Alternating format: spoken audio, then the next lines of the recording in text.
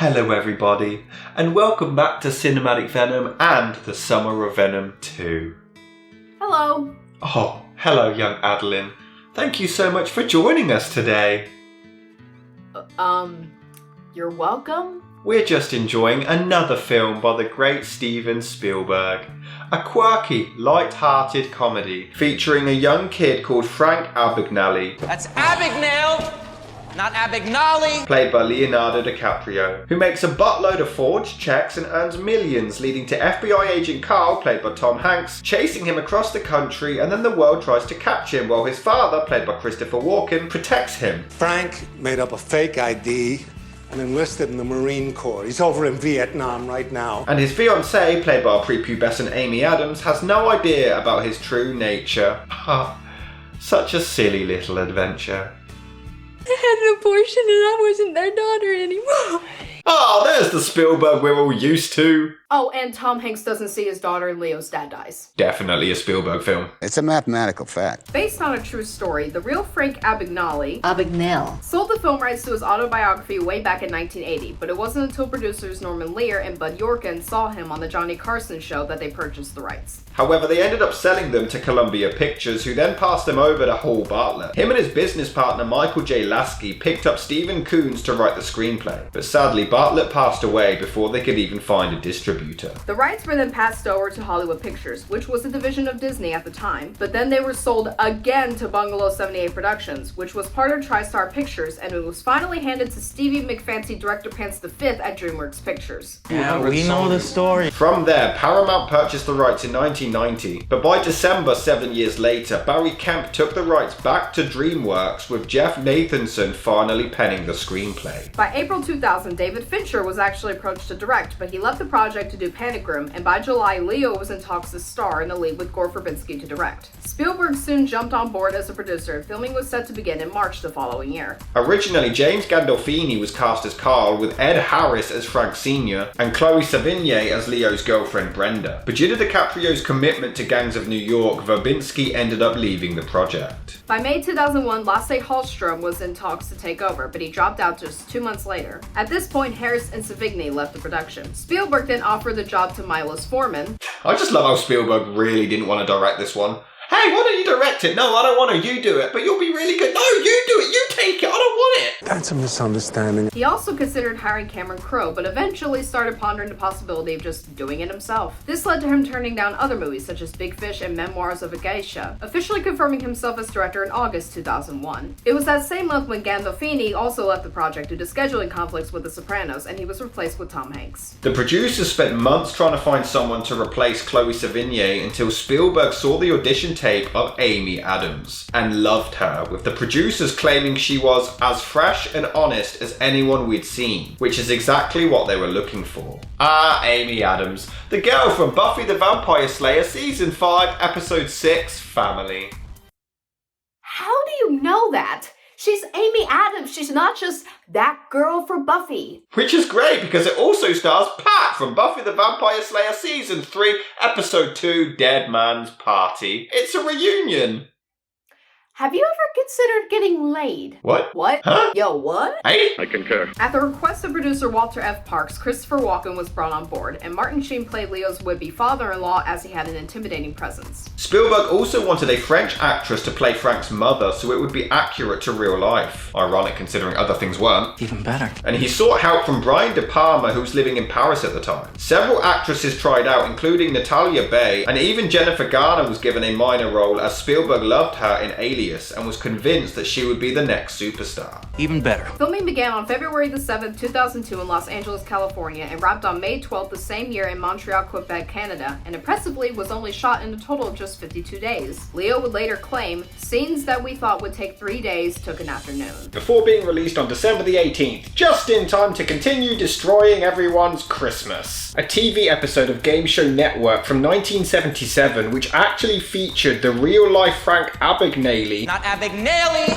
but Abagnale. was shown to help hype up the movie, and it certainly worked, becoming the second most successful in its opening weekend that year, only losing to The Two Towers. And it would end up grossing a worldwide total of $352.1 million against a budget of just $52 million. And it was also extremely well received, mostly for DiCaprio's performance. Though the majority agreed that it wasn't Spielberg's greatest film, they found it to be a lot of fun and a lesser spectacle than his other high-budget work. It even led to a musical adaptation in 2009, which would end up winning 4 Tony Awards, including Best Musical. It's over. I absolutely love the character of Frank. He is brilliant. He pretends to be a substitute teacher. Your son has been pretending to be a substitute teacher, lecturing the students, giving out homework. Mrs. Glasser has been ill, and there was some confusion with the real sub. And his dad just laughs about it. Typical dad. I love him so much. Like, no matter what, he will defend his son through thick and thin. But then you've got this amazing exchange between the two. They're never gonna catch you, Frank. Dad, she wouldn't do that. Why won't you sit down? Why would she do that to you? Come on, sit with me. Have a drink. I'm your father. Then ask me to stop. He poses as a school reporter to get information about flying. Hell, he nearly gets busted by Carl, and he instantly, without a single second of hesitation, pretends to be another special agent. And he believes him, for some reason, without even seeing a badge or anything. He shows his, but he never asks to see Frank's. The truth is, I knew it was you. Now, maybe I didn't get the cuffs on you, but I knew. That makes you even dumber then. If this part actually happened in real life, he is the dumbest cop in the world. It was stupid. I made a stupid mistake. He pretends to be a doctor. Fractured tibia about 5 inches below patella.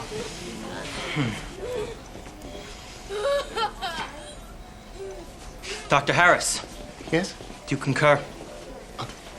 Concur with what, sir? The way he constantly ducks Carl at the very last second over and over again is brilliant. I'm not a doctor. I never went to medical school. I'm not a lawyer or a Harvard graduate or a Lutheran.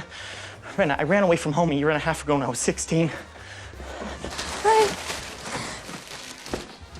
Frank? You're not a Lutheran? That's what concerns you, Brenda? He just admitted to being a federal criminal. He has a fake identity. He's been lying to you all this time. He's not a real doctor, and you're only concerned about whether he's a Lutheran! And I will say, Leo's performance is a lot of fun. It's so damn charming. I'm sure you hear this all the time, but you have the most beautiful eyes I have ever seen. Okay, I know I'm a lesbian, but Leo's kind of working on me. No, I'm gay. Oh, and he constantly uses fake names throughout the movie, which is a hilarious running joke. He buys a Bond suit under the name Mr. Fleming? He calls himself Barry Allen. The Flash. Don't remind me. How does it take him this long to realize it's a fake name? You're supposed to be an FBI agent. Then he pretends to be a doctor called Dr. Connors? I have a right to know Know what, sir? the truth. You're not really the Dr. Connors who's going to try and kill my nephew, are you? He plans to meet with his girlfriend at the airport, but has second thoughts and figures out that cops are everywhere staking the place out. No idea how nobody spotted him as he gets out of the car, but they're dumb and he's a genius. Well, if they can't see him in a group of stewardesses... Oh yeah, I forgot. Tits. Tits. He creates a decoy so he can escape on a damn plane. Sir, we're gonna let him get away. No, Carl, you let him get away. Well, fuck you too, we're a team! Although he goes to a French village where his parents met, so he has his dumb moments. How does Tom even find him in this village? He knew the village, but just happens to find him in this warehouse. Tom Hanks really has some bad luck going to France, doesn't he? Aw, thanks. But even cornered on the plane back, he still manages to unscrew the toilet and climb out during the landing. Okay, bullshit. How did he do this without getting himself killed? Well, he did it in real life. Well, he didn't do it in a toilet. In real life, he did it where they serve the food. Who cares? It looks cool. How did he unscrew it without a screwdriver? So anyway, How did he unscrew it without a screwdriver? magic. Anyway, as to how accurately the movie portrays the character of Frank Abagnale, That's Abagnale! the real one actually had no involvement in the movie, but he did later see it and enjoyed it, though he did point out that in real life he actually had 2 brothers and a sister, while the film portrays him as an only child. The movie Timothy also has his mother remarry and have a daughter, but this never happened. In reality, once his parents divorced, his mother stayed unwed. The movie also depicts Frank running away from home and the law, but every now and then paying his father a visit. But this never happened in real life. He never actually saw his father again after hitting the road. Also, the real name of the FBI agent was Joseph Shea, but he didn't want his name depicted in the film, so it was changed to Carl. I'm never gonna fucking call you Carl. The movie also does get some dates wrong, as it mostly depicts him being in his late teens doing all of this, but in reality he was actually in a New York prison between the ages of 17 and 20, and before that he was in the United States Navy. The character of Brenda was also highly exaggerated, as in real life she was merely a flight attendant that he had briefly dated in Louisiana. Also, towards the end of the movie, Frank's prison sentence gets kind of lifted as the FBI realized they could use his talents to help them against forged check crimes, and they end up hiring him. But journalist Ira Perry admitted that there's no evidence to show that Abagnale actually ever worked with the FBI. In fact, in 1978, several years after he allegedly worked with them, he was caught trying to pass personal checks again. But other than all that, it's pretty accurate. But the thing is, Spielberg is able to go through all of these huge events throughout the movie in quite quick succession, but none of them actually feel rushed at all. Although, what the hell is up with these opening credits? This is some Mr. Magoo type shit, mixed with a Pink Panther. Certainly a very different John Williams score. I actually like this. They remind me of both Psycho and WandaVision, and it's cool how the first 3 minutes foreshadow every major event that happens in the film with some really cool animation. In fact, even the opening scene on a cheesy-ass talk show, would you ever suspect that this is a Steven Spielberg movie? It is a cool way to introduce the lead character though, especially with having 3 different versions of Frank. Even if I refuse to believe that Leo was 27 when they shot this, he looks like a toddler. So older than you then. Oh, will you shut up? But Tom Hanks really needed to work on his accent for this film. It doesn't sound quite right. I have worked too long, too hard for you to take this away from me. If he dies, I'm holding you responsible. How did his Russian one sound better a couple of years later? Yeah, it's not the best. In fact, he has multiple accents throughout the whole movie. But to be fair, as the film progresses, it does get better. Or maybe it's still shit, but I just get used to it. I'm also thoroughly convinced that Christopher Walken could recite any old shit and still make it entertaining. 2 little mice fell in a bucket of cream. The first mouse quickly gave up and drowned. The second mouse wouldn't quit. He struggled so hard that eventually he churned that cream into butter and crawled out. See? And I'll prove it. Leo does the exact same dialogue later. 2 little mice fell into a bucket of cream. The first mouse quickly gave up and drowned, but the second mouse, he struggled so hard that he eventually churned that cream into butter. See? Doesn't work. Fuck you, Leo. You're not Christopher Walken. It actually took me years to understand that line, but it's a very good one. And it somehow wins over her parents. How do you do that? You know, it's so bizarre. Walken is the only man alive who can go from being extremely weird to ridiculously charming in seconds. I have plenty of money. You know, if you never ever need anything. You worried about me? No, I'm not worried. I absolutely love the subtle facial acting from Leo here. The simple way he twitches to show that he's genuinely concerned. It's an amazing performance. Have you told Ma? She's so stubborn. Your mother. Don't worry. I'm not going to let her go without a fight. I'm gonna say it. Christopher Walken should have won the damn Oscar. He's great in this! The movie is pretty funny. Just tell me how much yours and I'll pay you back. So far, it's about $1.3 million. Most of the time. She said something about going to look for a job. What's she going to be, a shoe salesman at a centipede farm? Yeah, we'd love to hear a joke from you. Knock, knock. Who's there? Go fuck yourselves. What? What? Walken is in legal trouble for fraud, so they have to move to a small apartment. It's small, but you know, it's going to be a lot less work. Look at this place, it's huge! Look at the size of the living room! It is pretty ironic that Frank uses a Bible to stamp the check, but I don't really think Jesus would be wanting you to do this, dude. Oh, he's been conning people for centuries. The majority of the movie is just Leonardo DiCaprio shagging anyone with legs, even though they all look far too old for him. It must be pretty damn awkward though when all these adults realise they've been boinking a 17-year-old. I don't even know how he could do this. He risks getting shot 1 minute and then acts all casual the next. I will admit, around the 45-minute mark, I do get a bit bored and the film dips a bit, but it does pick back up again as the cops start to close in on him while he's completely oblivious. It has some quieter and less interesting moments, but they're quite short-lived. It doesn't take long for it to spice back up not long after. This scene is amazing from start to finish. Frank knows that he's screwed and the only thing he can do is run. He's frantically trying to scrounge up an escape plan. You can tell he's breaking piece by piece and it's such a great moment of acting from him. How did he not get an Oscar nomination? As the film progresses, you can see that he's absolutely shattered and it makes you remember that he's just a scared kid with nowhere else to go and he's running out of choices. There's a really nice scene where he calls Carl up on Christmas Eve. Oh, I forgot to mention, this is definitely a Christmas movie. Merry Christmas! Merry Christmas, Frank.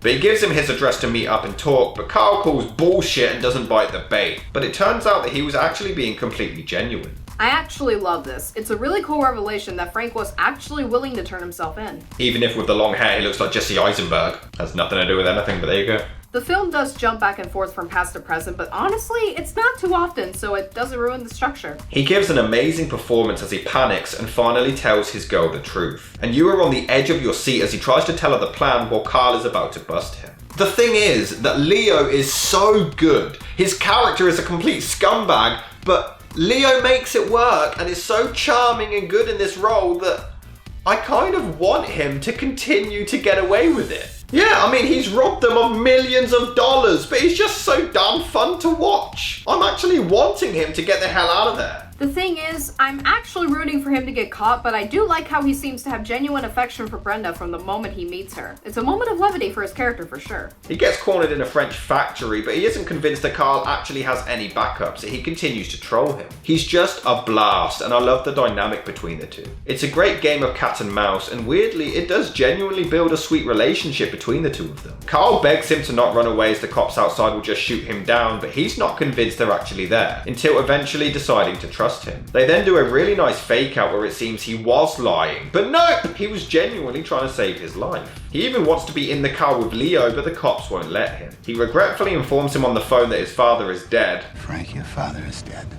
Well shit, good going, Carl. Fucking Carl. And he has nowhere to go to even grieve, and you can tell that Carl pities the guy and genuinely does care for him. He doesn't even care when he's caught either. He's too busy being traumatized by his loss and his mother moving on after his father. He just accepts his fate. The performance is astounding. And I have no idea what the hell's up with this extra, but his facial expressions are hilarious. What's he doing? Why is he so weirded out? What did Spielberg do? I'll tell you what he did. This cool shot. The cinematography is excellent. And sentence you to 12 years in Atlanta's maximum security prison. He only gets 12 years? For all of the shit that he did? But despite all of this, Carl still visits him with comic books, and then they decide to completely waive all of his crimes and just let him out. Yeah, this makes no sense. Even more so when it apparently didn't even happen in real life. What kind of justice is this? He scammed them of millions of dollars and he doesn't even get punished. He's let out because he can do them a favor. He helps them with forged check cases, but how many forged check cases can there be in this city? They even trust him out on his own when he can clearly just do a runner all over again. Which he does. My daughter can't see me this weekend. She's going skiing. You said she was 4 years old. You're lying. She was 4 when I left. Now she's 15. Oh, I see Carl went to the Obi-Wan Kenobi school of justifying lying your ass off. I do love the relationship between the two. He knows he will come back and puts all of his trust and faith in him to do so. And it's really suspenseful as he worries that he's actually wasted that trust. The movie is just a blast. The lead performance carries the film, but the supporting cast are also wonderful and the script is brilliant. Sometimes funny, sometimes not, and sometimes parts are slow, but for the most part it's an exciting adventure of a troubled young man who just needed some guidance along the way. While I still think Jaws is my favorite Spielberg movie, this one is right behind it. It's a brilliantly acted film with excellent cinematography and impeccable storytelling. I feel as though it's very slept on when it comes to discussing Spielberg's filmography, as everyone focuses on Jurassic Park and E.T. and films like that, but this one should also be recognized for the amazing drama it is. Leonardo DiCaprio is obviously the standout, but I think Tom Hanks and Christopher Walken should also have credit for their awesome performances. Overall, Catch Me If You Can is an unexpected film to come from the man that made Jaws. In fact, I didn't even know he directed it until a year ago, but it proves that he can make a film in any genre, give or take. As long as father issues are involved. Or Indy 5. Did you just say Indy 5? I can't hear you!